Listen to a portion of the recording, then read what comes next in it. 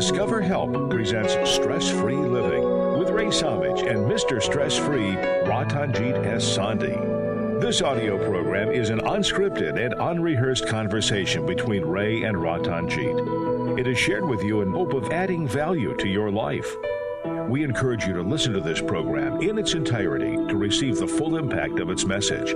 Sit back, relax, open your heart, mind, and soul to this edition of Stress-Free Living. This is Stress-Free Living. Hello, everybody. My name is Ray Samich, and I'd like to introduce you to my longtime colleague, radio co-host, and my dear spiritual brother, Ratanjit Sandhi. Ratanjit, how are you today? Wonderful, Ray. How are you? I'm great, thank you. And I do apologize to our regular listeners and our Zoom guests for not being available last week. I was out of town, being part of a conference that was being presented, a 5-day conference. And it was there that I was inspired with the topic that we're going to talk about today, Ratanjit. And this isn't really a new one. For those of you who have been with us over the years, we've had similar variations on this, but I really would like to go into it in depth this time, because when you are I was in Las Vegas. When you're in a place like Las Vegas, you truly see all kinds of people. You see every type of person from all over the world. You see those who are big and little, who are of all genders, of all orientations, of every type. And you also see all types of people that are extremely successful, just throwing away money. And you see people that are working very hard that don't have any money. You also see people begging for money. You don't know if those people have a lot of it or don't have any of it, because for some of them, it's a lifestyle. But my point is that you see every different type of people there. You come across people who have no education, they've dropped out of high school, and yet they've become multi-millionaires. You see other people who have been educated with every type of PhD, and they're still struggling financially. It makes you wonder how much of us, of our work, of our efforts, of our planning, of our diligence, equates out to our ultimate success in life. How much of it is luck? How much of it is destiny? How much of it is that one decision that puts us on the right path, or the one decision that totally messes up our future? Is there a plan for us that we have a lot of control of, or a little bit of control of, or no control of? Whose plan is it anyway? So that's what I'd love to talk about today, because I saw that in action, and I really am curious how much of us matters with where we turn out in life. You know, the plan is always yours, but unfortunately, the plan which is dictated by you, that you is sleeping. And that's why, there are natural forces. So if you are, there's promise that there are stars and they dictate your life, and there are rules and regulations, laws, they dictate your life, and then your job, your surroundings, and your family dictate your life. So if you are not in control, all these forces are going to direct your life into a direction which you will not like, or you may like. Now, before I go further, the comment you made, some people are very successful. They're, the success here, you're measuring by the money they have. people who have a lot of money or people who have just adequate money and people who do not have enough money, they're all basically unhappy. Because if you give somebody a very high developed tool and somebody a very old archive tools, so if they know what they are doing with the tools, it doesn't matter. So people who have a lot of money, who have a lot of power, people who have a lot of these things, they are still struggling to get more. They are, so it doesn't make them any more happier than, of course, the typical pain go away. You are not sleeping hungry, you are not homeless, you are not, so those basic comforts are there, but internally you're not unhappy. That's why people who are billionaires commit suicide. They are highly depressed. They are, so basically we are going through this life sleeping, right? If I could, I wasn't, while kind of the easiest way to identify success is through financial. So if you can see if they're well dressed or if they throw around money, you can see that they're successful. But I'm not just talking about that. Because I also had a chance I was actually there not only for our 5-day conference, but we also put a show on at the convention center. So I was there for 9 long, very, very long days. And I had a chance to interact with a lot of people. And I'm also talking about other ways of measuring success. I'm talking about happiness.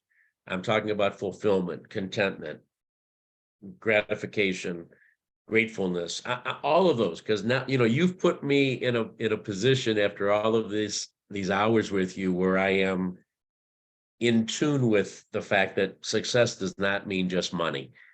So I've had the chance to interact. So even there, people that were successful in terms of our fulfillment of our life, it's crazy how some of those had a golden path to that and are there, and others had a very, very rocky path, a very rocky road. I mean, even sometimes in prison, for minor things. I mean, they didn't kill anybody, but they were on the wrong side of the law for a while, or they made some bad decisions in their life, and then they got rectified. I mean, there's just so many different things that go into people's lives, and some of them turn out okay, and some of them don't. And that's what it makes me wonder, how does that happen that way? How can you have 2 people go through exactly the same type of plan and end up entirely different places? Or how do you have people that are going through entirely different plans ending up in the same place? It doesn't seem to, it defies logic to me. And I'm wondering, is that just the luck of the draw? Is that just the way it works? Or do we have some control over that eventual outcome? Before I answer that, I want to make a comment on the thing you mentioned, that there are people who talk very good game and you confuse them and they are content, they are happy. Which is our ego wants to prove that I'm happy. They are always trying to talk a very good language. When they are alone, they cannot cope up with that. So typically people who are really content, who are really happy, they are happy when they are alone by themselves. Mm-hmm. They are never lonely. So one of the things is that we in our society continuously surround ourselves to keep ourselves busy. whether it's the phone or this is the game or this is the toys. So, or the parties or the friends. So you say, my goodness, I want to have friends, I want to have family, I want to have this, I want to have this. So these are all ego-driven exercises. When you are really happy, when you are really content, you are content within your own self. You don't need any toys or any surrounding or any friends to make you happy. So that is the litmus test of this happiness. So what you're saying that you have seen people who talk a very good language, very good game, and you confuse them to be happy. Yeah, there are people who are good at talking, and they are generally good people. They do good things and all that. They are still searching for the element, which is they still have that question: what am I doing with this life? Who is controlling me? So they go to temple or churches or these things, and they think they can find the answer within these religious organizations. And these they see sound bites which give them pseudo comfort and still does not answer all the questions. So if you are honest with yourself, the real happiness is given to you when you have found yourself and give the real control of your life to the real you, not the pseudo you, not the body you. So we have talked about in many of the shows 3 aspects of our human phenomena. There is a human body, there is the intellectual brain, and there is the enlivening force which empowers the human body. So that is the real you. So until that total commitment, total awareness, total situation is handed over to the real you, who have all the right plans for your life. All the other plans dictated by your human body and controlling your mind, dictating your mind to fill out these plans, are only going to get you from one problem to another. You are always going to chase problems, one problem or other. Yes, you are going to solve some, and then there is a bigger problem facing you. So you never really get out of this situation, and you wonder, whose plan is this? I'm doing everything right. I'm doing what my Bible told me, what my Upanishad, Vedas told me, and still I'm not happy because you don't understand the crux of what Bible is telling you. Nobody in the church is giving you the crux of Bible because they want you to come back. They want you to contribute. You are their customer. So religions have become a business, and they are afraid to tell you the real peace lies within you. So that means don't come back to the church. So that is not in good business for the church, because if you don't go there, they fall apart. But the truth is, the fact they must tell you is the real happiness you find within you. Jesus Christ does not lie in the church. The God lies within you. You are not God, but the God lies within you. Until you find that God, which is controlling every moment, and let him control your mind and your life, you will not find the true happiness, right? Well, first of all, I think we had a disclaimer that ran before the show started today, so I think I need to put another one in here. Our conversations that I treasure so much are because we're talking together, we're thinking together, we're discussing these important topics. So I hope nobody is offended by our conversation and our discussion and our considerations, because just like you said earlier, we all have to find our own path. We all have to find our own answers for our life in order to be fulfilled.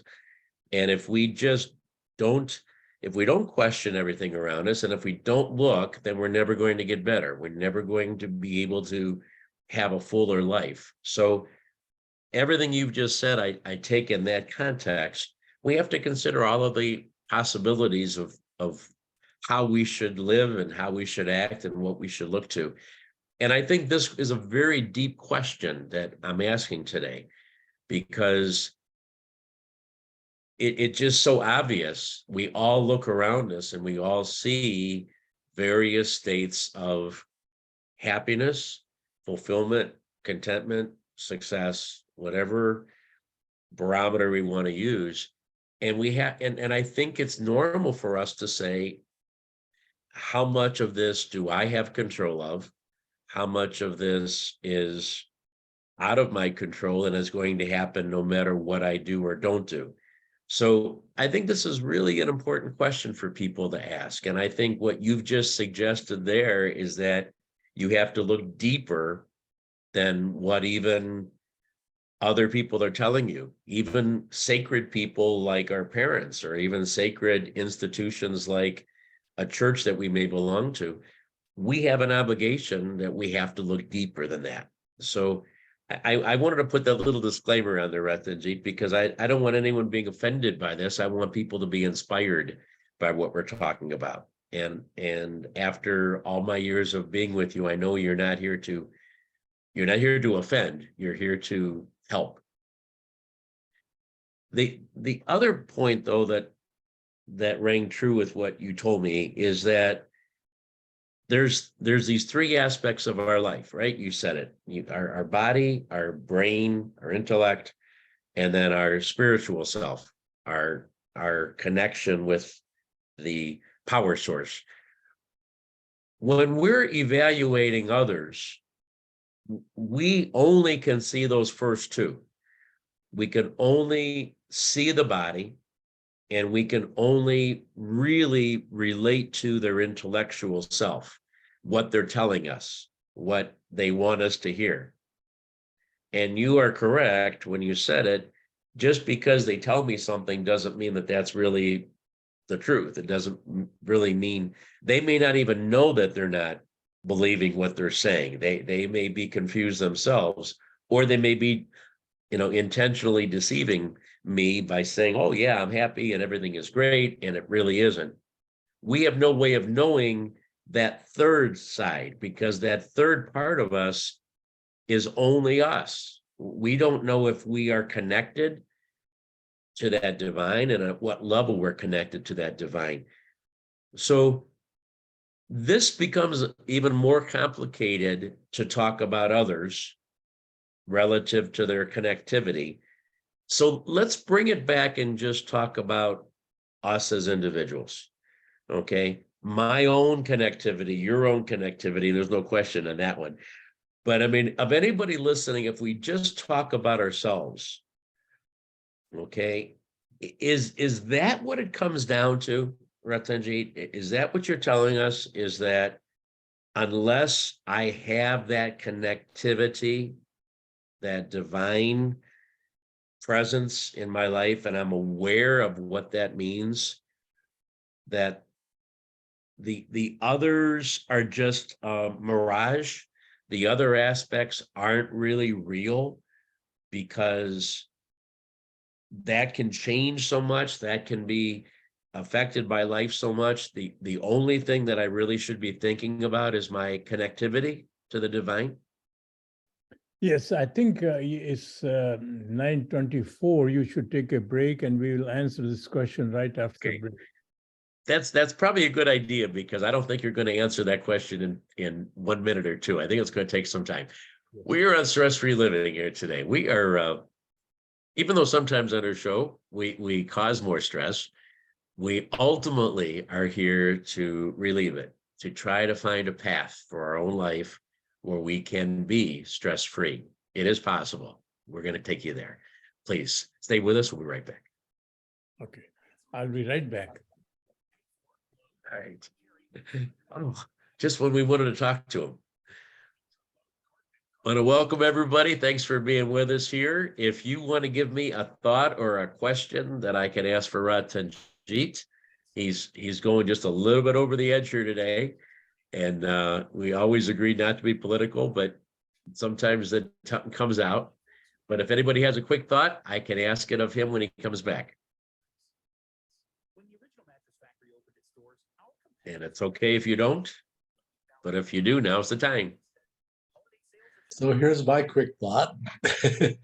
First of all, your discussion, I keep sitting here thinking, is that me? Or do I get that? Or, I just try to put myself in this position of, yeah, what about all of this?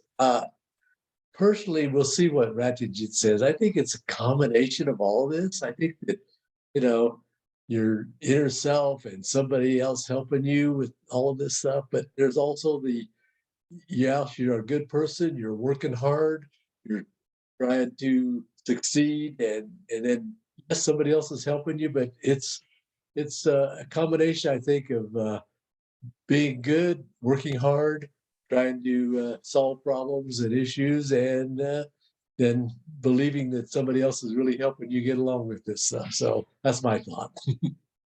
All right, thanks, Doug. Jogesh, do you have something real quick? Yes, you see, we enter our life through our parents' pre-thought about our lives, and then we get shaped during our school and colleges, and then in our career.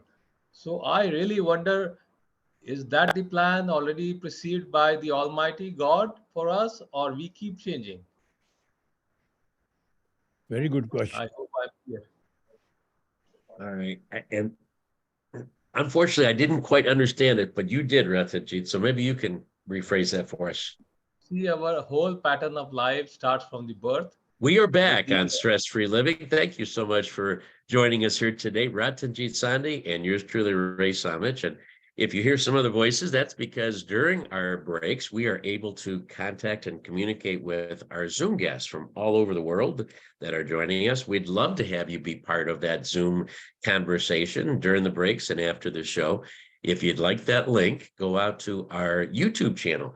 If you go to YouTube, you can do a search on Stress-Free Living Radio, and you will find there over 80 programs that we have edited and put up there for you, and you can share those with others, but you also look a little deeper and you can find the link and join us live on our Zoom program pretty much every Saturday, unless one of us is unavailable.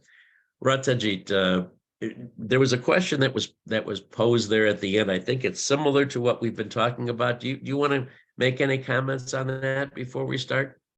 We are always wondering. You go to college, you go to your life, you get married, you have children, you have all these things. And ultimately, at the age of 70 or 80 or 90, or when you face the end of life, you wonder what this life is all about. What did I do? So all the money, all the fame, all the trophies and all that, they become obsolete. Because that is, so there is another side of this equation. So let's digress to understand this phenomena. Typically, when people ask me what education you have, I'm basically a chemist, organic chemistry and polymer chemist. So people generally hate chemistry, because there's a lot of names and a lot of formulas, a lot of things we have to memorize. Where and in my case, my memory is not, I hate to memorize anything. So how did I become became a chemist? So ultimately, once you understand the fundamental how the balance of electrons make these compounds react with one another, and you understand this phenomena, you understand the whole chemistry. You don't have to memorize everything. So now there is another example which I want to quote. So a diamond, which is, which is the best friend of a person, and you collect diamond, is the most expensive thing. So the fundamentally, diamond is the purest form of carbon, is crystalline form of carbon. There is an enormous form of carbon, which is in your pencil lead. You write with it. So what is more expensive, to find the basic structure of carbon, or to convert every carbon into diamond? So once we understood what carbon is made of, what the atomic structure of carbon is, we were able to develop the modern science, modern chemistry, modern technologies. They became much more expensive than the diamond can ever be. So our goal of life, typical goal of life, is to become a diamond. So you send your children to Harvard to get polished and become educated and earn a lot of money and become a diamond. So they elevate their basic net worth. But their true value is in finding who they are. Just like when we found what the carbon was, we were able to discover the whole technology, and we were able to affect the whole quality of human life. And diamond doesn't improve the quality of human life. Diamond is the egoic possession of wealth. The real thing which changes our life is utilizing the understanding and the chemistry and the atomic structure of carbon, which allow us to convert that into medicines and other things which are serving the humanity is much better fashion than diamond can ever be. So our society is converting everybody into diamond, whereas we are not converting them into their real sense of who they are, by which they can utilize their potential in adding much higher value than diamond can ever be. I hope I have not confused you. Do you understand what I'm saying? This is a very confusing topic today, and we're going in a lot of different directions, unfortunately. But I think I get the gist of it. The diamond, though, okay, the most beautiful, crystal clear, largest carat, highest quality diamond. It's not only something that people do like and people like to receive, but it also is kind of like the symbol of the essence, right? I mean, the perfect diamond is used not only to appreciate the incredible beauty of that, but also as kind of the epitome of life. We want to be a perfect diamond. We want to achieve perfection in our life. And so that's kind of a way that we can have an analogy in our mind, is that we want to be polished. and refined and cut to that perfect clarity and perfect essence of a diamond. So it is a little difficult to understand that there's a better use of carbon than creating a diamond, because I do understand and I do agree that, medicines are important to sustaining life and all of the other things we can get from carbon. But we do have this image in our brain of the perfect diamond as equating to the best, equating to being our fulfillment of reaching the highest plateau of life. So I maybe I'm talking apples and oranges here, but while we do acknowledge that you can do a lot of things with carbon, and two of the examples are lead and pencil and a beautiful perfect gem, I think we agree that we look at something like a diamond as being the perfection, a perfect example of beauty and essence. So let me go back to my question that I asked just before the break, because we were talking about the three parts of our existence. And the body is what we see, is what others see. The intellect is what we have within us and what we share with others by way of communications. So those two are very much on display in life. And when we're interacting with each other, those are the two things that we normally interact with.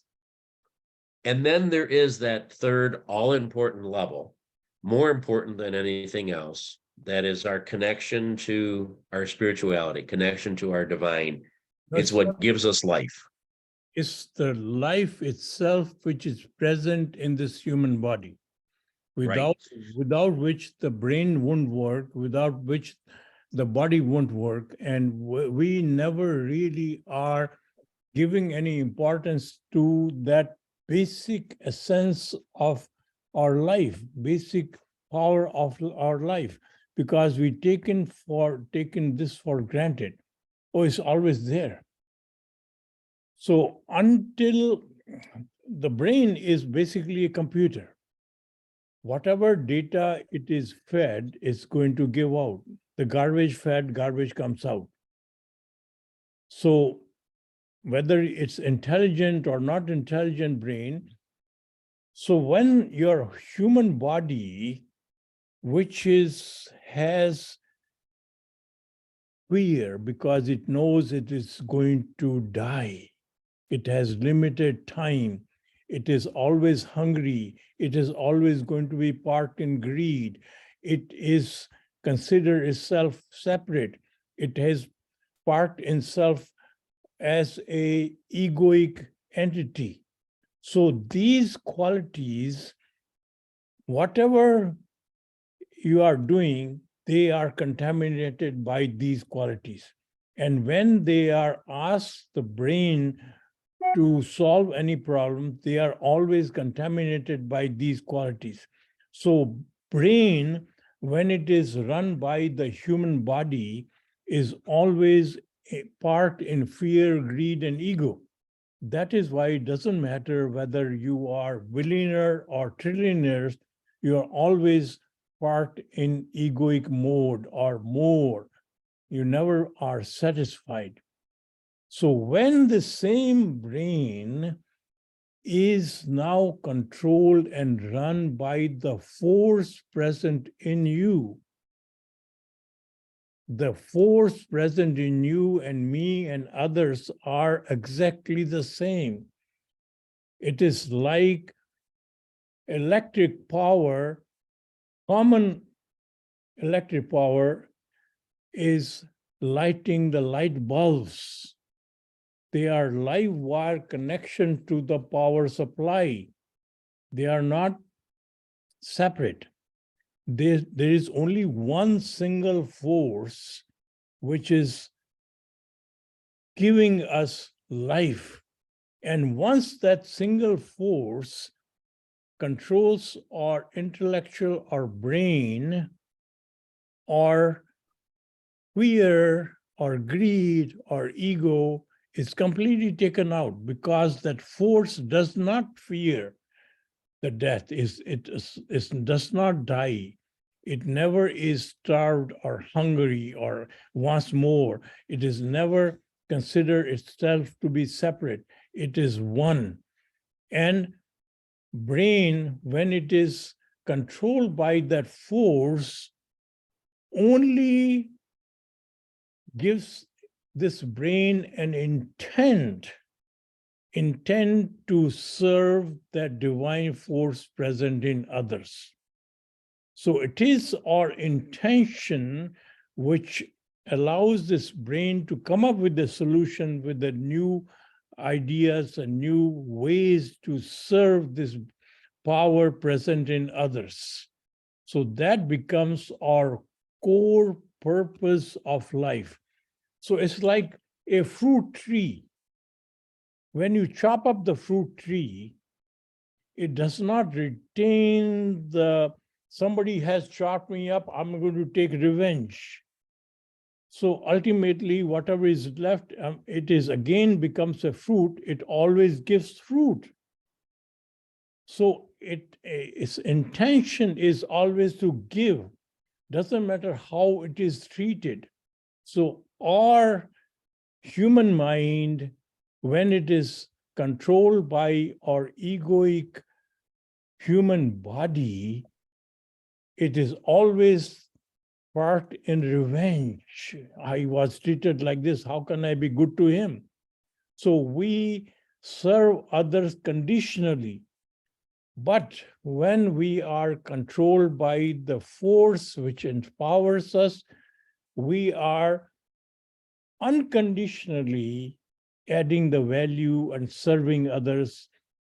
And basically that becomes our intention, our purpose, our whole objective of life. Not to gather things, whatever tools we are given, we end up serving, adding value to other part of divine force present in others, right? So I would think you would agree that many people aren't operating at that level. They're not operating at Hardly anybody. where they should. What's that? Hardly anybody. Hardly anybody. So for purposes of this discussion, in terms of whose plan is it anyway, if we aren't operating at that level, if we're not even aware, if many of us are not even aware of that level, what is the distinction for the other two levels of the body and of the brain relative to how we end up? Is it without having that spiritual aspect, without having that connection to the divine, is it a luck of the draw?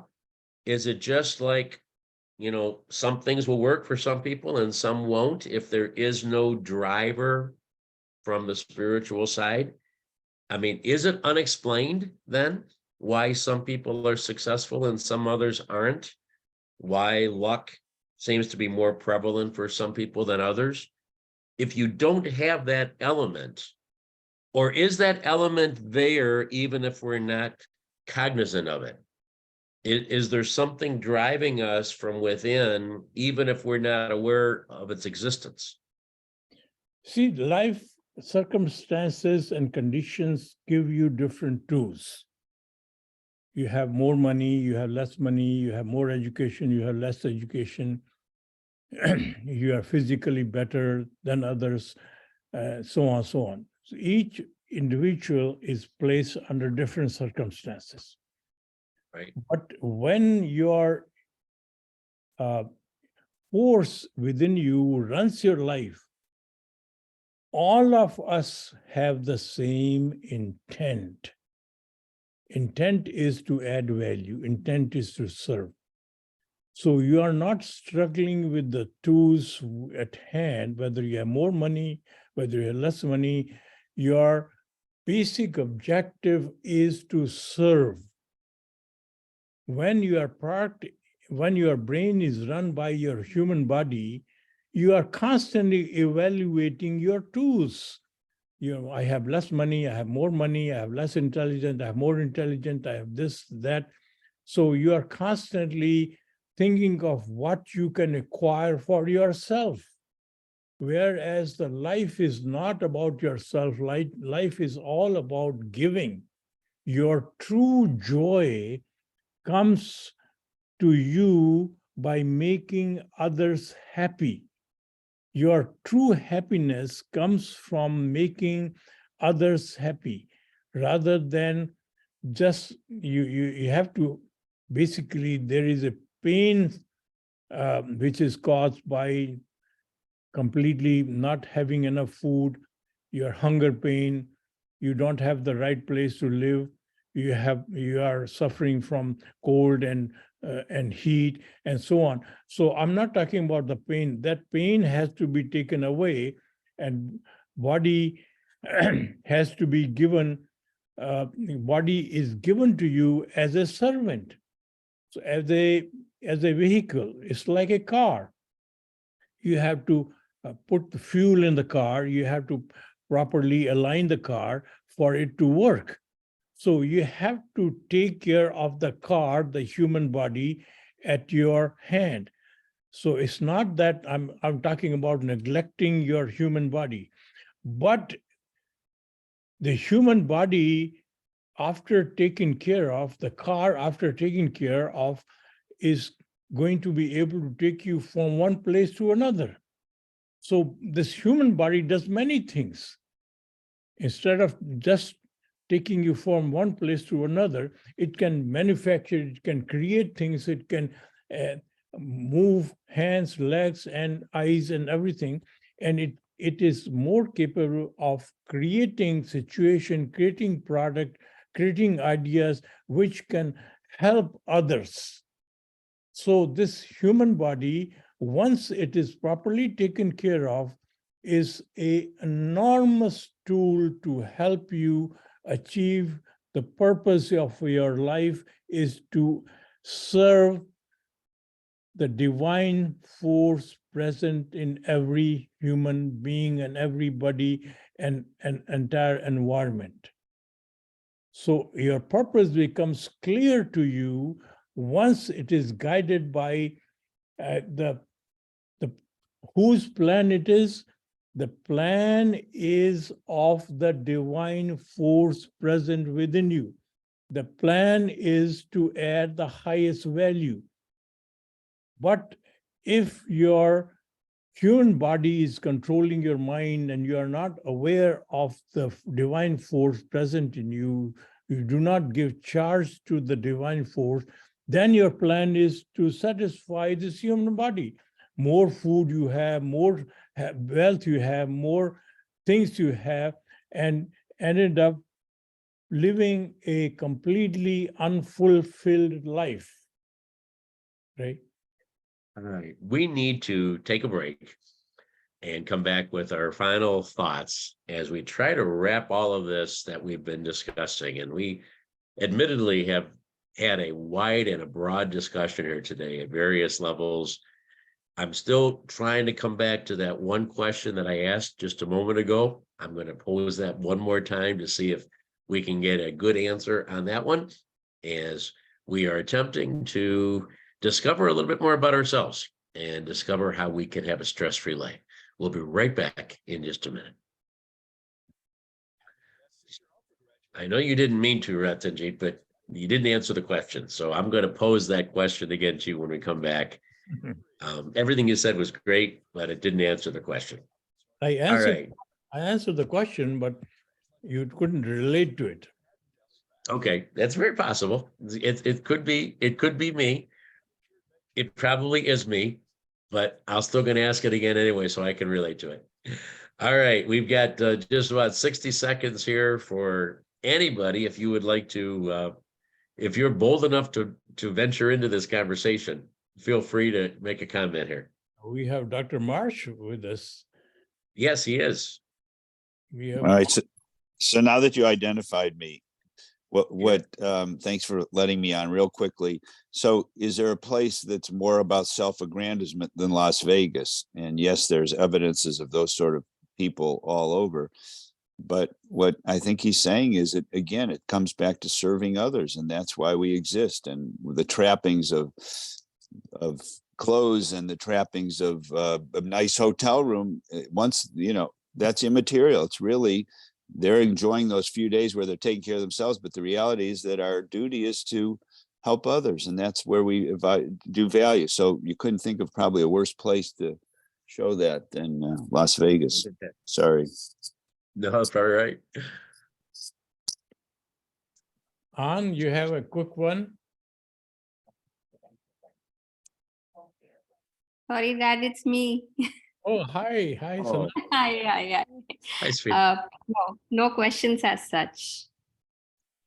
Okay. thank you. Well, we welcome you. Thanks for being here. Am I making Thank any you. sense, or am I just babbling over?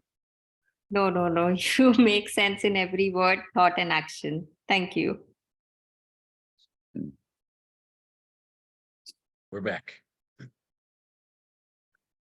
We are back on Stress Free Living. Ray Samich and Ratanjit and Ray talking today in a very broad way about, well, I guess our destiny of life is really what we're talking about, and how our spiritual connectivity is so ultimately important to give us the direction that puts us on the destiny, on the path that was intended for us. My question, though, Ratanjit, is that we both acknowledge that most of us aren't connected to that spiritual essence. We're just not there. So short of that, since we don't have that, since most people don't have that, what explains how different people end up differently? How the same people end up differently? What, without tying into that part of us that is so critically important to guide us, what explains the way people have different lives? Is it, the hardest working people, the most skilled people, the most talented people sometimes do not ever know success. And in just the opposite, some of the people who are uneducated, who don't have some of the raw talent, become amazingly successful. Some people that have tremendous hardships are able to overcome them. Some people that have tremendous hardships fall apart. What is it, if you don't have that third level, if you're not aware of that third level, what is the distinction for everybody? Is it just a luck of the draw, or is it the fact that that third part is working and we don't even know it? So ultimately, it doesn't matter whether you have tools of higher education or wisdom or tools of tremendous intelligence, or you have high school or college dropout and you have less education. So ultimately, if you were able to figure out by hook or crook how to feed somebody's needs. Yes, and now needs are different. There are needs of starvation, there are hunger, there are clothes, and there are those things. And there is need of ego. So any of these things you are able to feed, you have a successful formula of a business. You make tremendous amount of money. So basically, if that is why you are succeeded. And somehow you, by trial and whatever it is, you fall into that bracket of figuring that out. So that is what you call success, making more money. But even after making more money, you are not successful. You are still wondering, what is this all life there is? And again, you cannot take all the money with you. And when you are sick and sitting in the hospital, in spite of all the gold-studded, diamond-studded beds, you cannot lie in your bed. You are lying in the common hospital bed. So all your trimmings are taken away from you at the time, at the end of your life. Doesn't matter whether you are successful, worldly sense or no. So now there's another thing we are talking about. This all happens if you remain part in the human body mode. You are going through this life of figuring out how to make more money, how to become more successful, how to get a trophy, how to get a title, how to get Nobel Prize. And all these trimmings are ego-driven. Once you find who you are and let your brain be directed by the wisdom of who you are, then suddenly all the tools, all the education, all the money doesn't matter, because your purpose remains the same, is to make a difference with whatever tools, whatever wisdom, whatever education, and whatever condition you are in. You are always thinking of making a difference to the environment, to the society, to the whole life. You see nothing but that divine force in everything, and you're basically serving that divine force. Your intent in life is basically to add the highest value. And once you are in that mode of unconditional creativity, gives you inner joy, inner happiness, and contentment. That is the real happiness. And then when you are lying in the bed with their final breath in life, you are fully satisfied because you have done what you are intended by the divine force to do, right? You did answer the question there very beautifully. If you do it the right way with that connectivity, then you have total fulfillment. You've added the highest value. You've made such a huge difference in the world, and you do it with a pure, unconditional heart. Then that is the epitome. That is the perfect diamond in terms of the way that we have lived our life. But in answering my question, short of that, if you don't even know that that exists, you can still have some success in life just by finding that adding value to others, serving others, will give you success. Because again, that is why it is very important, instead of teaching the youngster ABCD and all the education, where the word lies and this, teach them first this fundamental thing of life, who they are. And that is so important. Nobody talks about that, because we hold that thing, oh, it is, you are not going to, you are very young, you are not going to be able to understand. They will understand. They will basically possess the final wisdom of who they are, rather than going around this world and completely exhausted and completely unsatisfied and confused. So it is fundamentally important for us to teach that know-how rather than converting them into Hindu, Christian, Muslim, and any of these religions. Ratanjit, sometimes we go down a straight path to get to an answer, and sometimes it's a very curvy road with lots of hills and bumps. I think we still ended up getting to the destination here today, or at least many steps down the journey. Thank you for sharing your thoughts and wisdom with us. Thank you to all of our Zoom guests. We have so many of you today. We're delighted with that. And however you are watching or listening, we thank you so much for that. Remember, we're all playing the same game. Have a great day, and we'll talk to you again real soon. Thank you.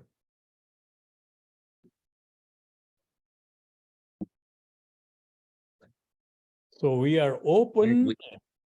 We are clear. So everybody, now is your turn. We welcome your comments. I'm Paul Agnew in Washington. Work requirements for federal food aid. There we go. Sorry about that. Got that cleared. Okay. You're on, everybody. Yeah. So Sana, you want to make a comment? Your microphone is open. Yes, beautiful, Dad, when you said that it's divine operating. And one point which I have closely observed is in social work, people who are attached with many organizations trying to add value, somehow, unfortunately, they get caught up in this phenomenon where they feel that all the work is executed by them. And then they have some kind of ego that I am the doer. So how can one be conscious of the fact that it's not us who are executing, but it's divine operating through us? So somebody has to educate them at a very early stage that who they are. Otherwise, this confusion would exist no matter how educated and how humble you become. Becoming humble is the biggest ego there is.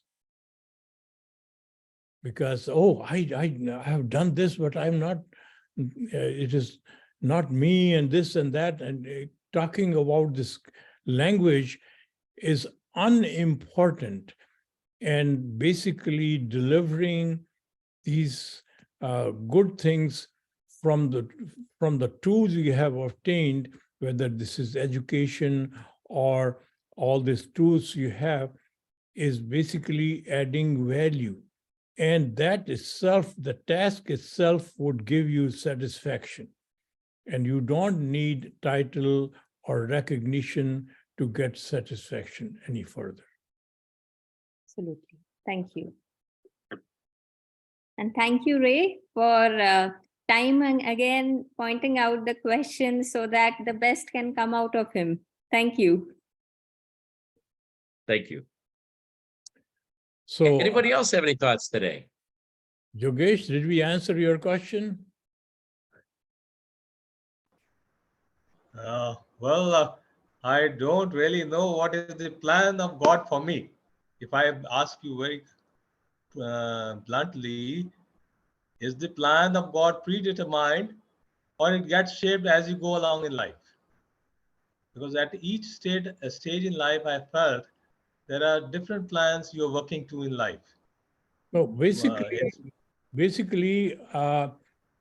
plan of life is the same for you and for every worker, whether it's a doctor or whether it's an engineer or whether it is. So because we are designed uniquely, every human being is designed uniquely, and we will possess only certain ways to add better value than others. Doctor adds value differently than engineers. So basically, plan is to add the value by whatever tools and talents you have acquired. So plan does not change, basically to add the highest value. To whom? No, what I meant was the phases in one's life where one goes to a studentship mode, to a career mode, then you are helping your family, and then your self-realization at the end. So No, there are different phases of plans in the life. And how do you know that you're following the right plan at a given stage in life? no, That is a challenge. basically, fundamental education has to be given first. When you are 3 years, 2 years, 4 years, 5 years, 6 years old, now psychology tells us that your mindset is formed after you are only 6 years old, your entire life. So isn't it important to set the right mindset early in life? So early in life, we must tell them what their purpose is to serve that divine power present around them in everybody else. So you are going to find different tools. So now you go to a school and college and get the tools you want to add the highest value.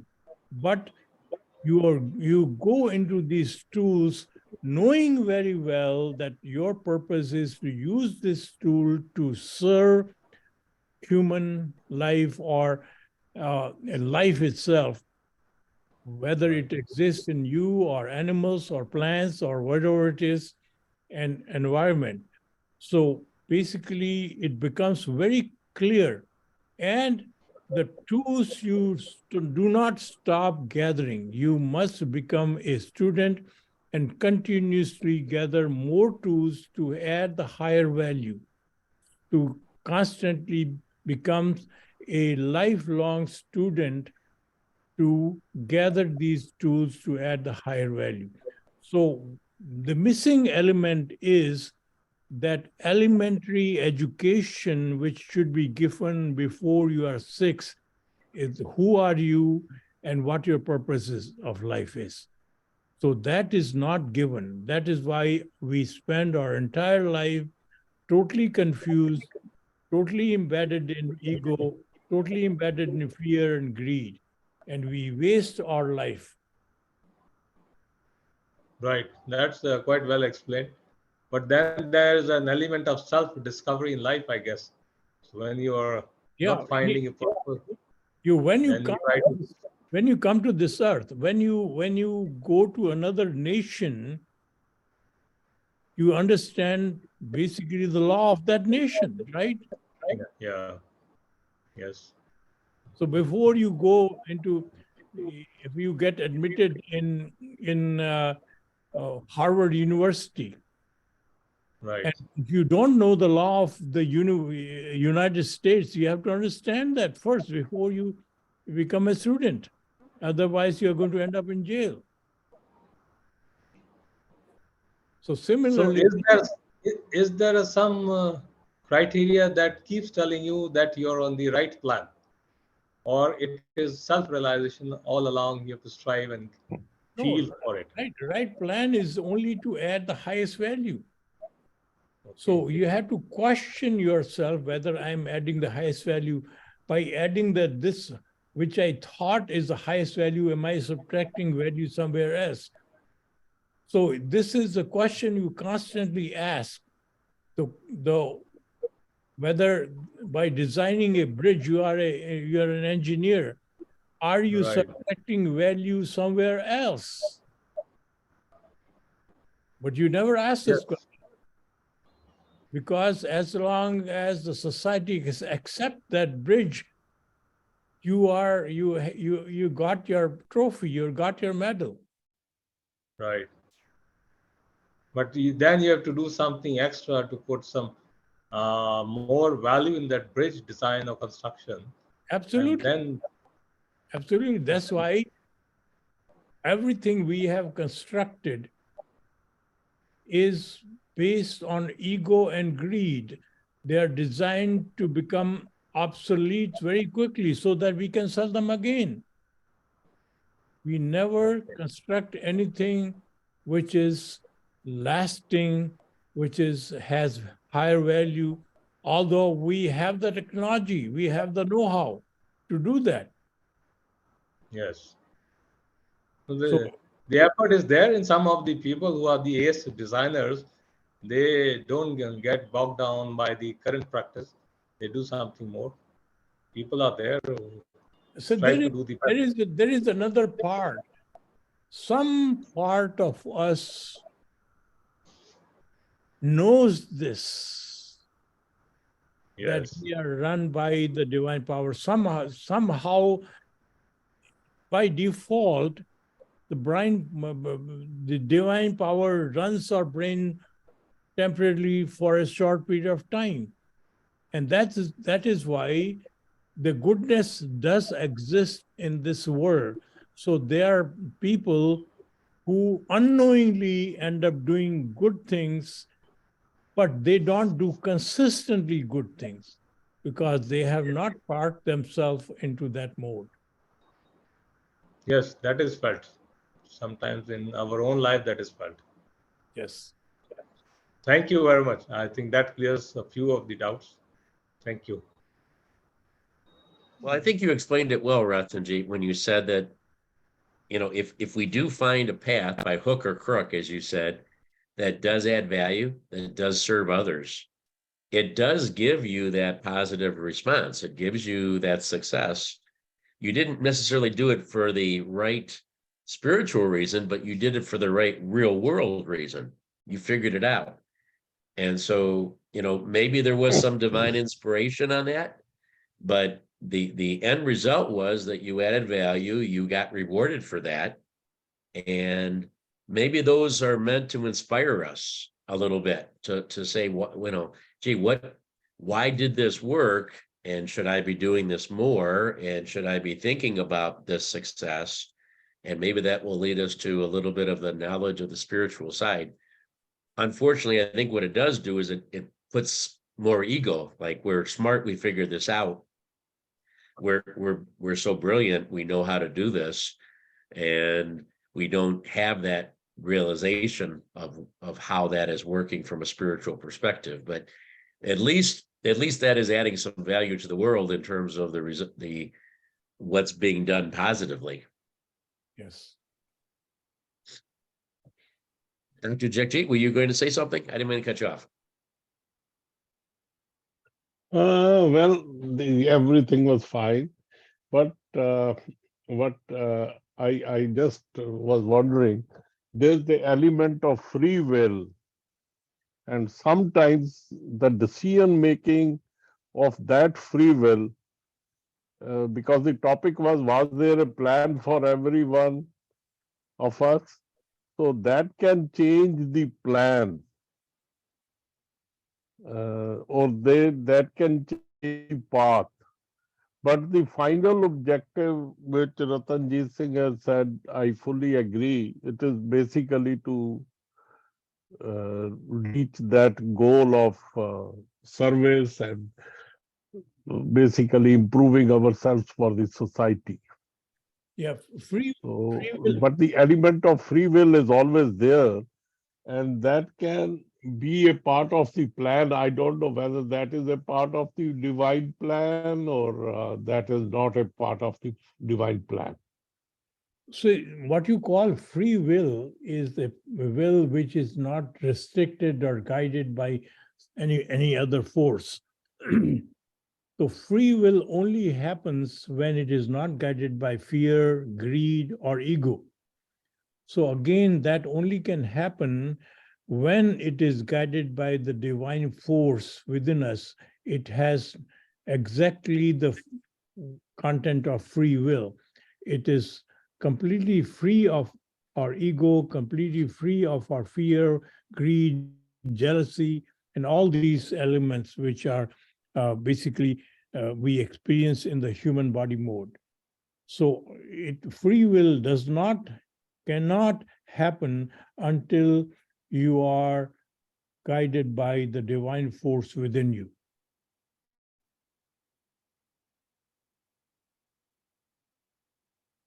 I agree. I agree with that. And basically, well, but what we normally see, as the question was raised when we started with the Ray, that what is success, even we should define what is success, we should define other things also. And that is the reason why this question was coming again and again. Many people land up at the same point, though they are unique, and some people, so maybe that is their free will where they stand, and it is not guided by the divine. Yes. It See, might be that. success is in the human body mode is always going to be possessive things. Right, right, And right. That I agree. That is exactly, that is what we see physically. And the success in the divine mode is going to be always able to add the highest value. So now, Right, now what happens is that leads to a path because after you have added value, you think of making it better. Oh, I should have done this better. So then you constantly improve right. your best. You are on the improvement paradigm. Suddenly, all your effort to do the very best will always fall short. So because after you have done, you should have been able to do better. So ego completely disappear, and it puts you on a journey of finding your best in everything.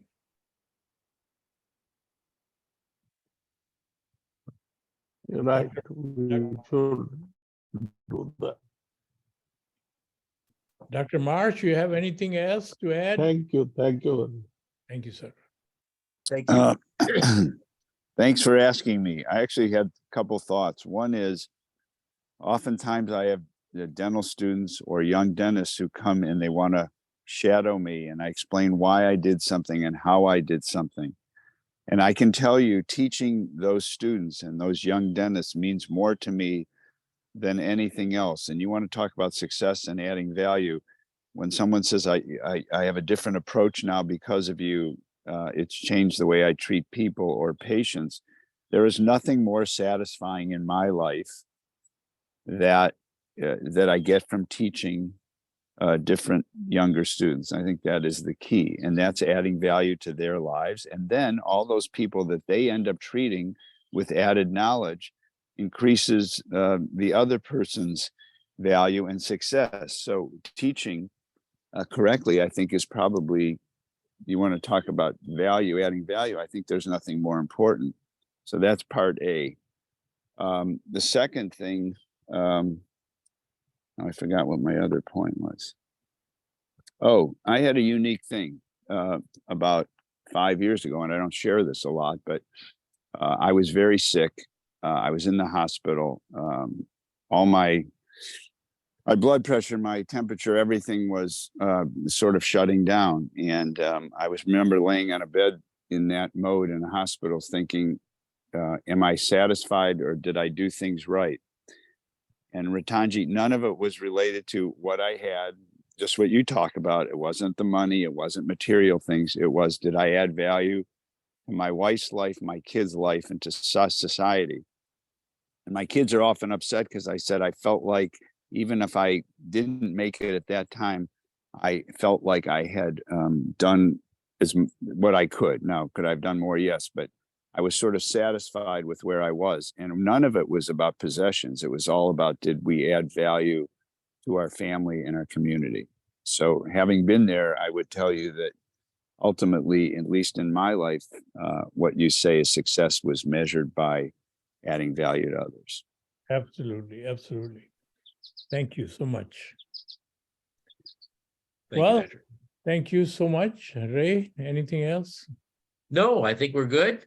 I don't know if we had a variation of this for next week or if we'll start something entirely new. We'll think about it. If anybody has any comments or suggestions for next week's show, we'd love to hear that. Just fact check me or Ray. yeah, let us know if there's something that comes across your mind that you'd like to talk about. Otherwise, we'll come up with something ourselves. We will see you all next week, I hope. You're Wait, always invited. Ray, I Yes. have an idea, because one of the Good. things that's when we're adding value to other people's lives, oftentimes it means we're taking time from our own family, our spouses, that sort of thing. So the question is, we're trying to make peace and add value to the rest of the world, but sometimes in doing that, I'm not saying shirk our value to our families, but our families may feel that they're getting not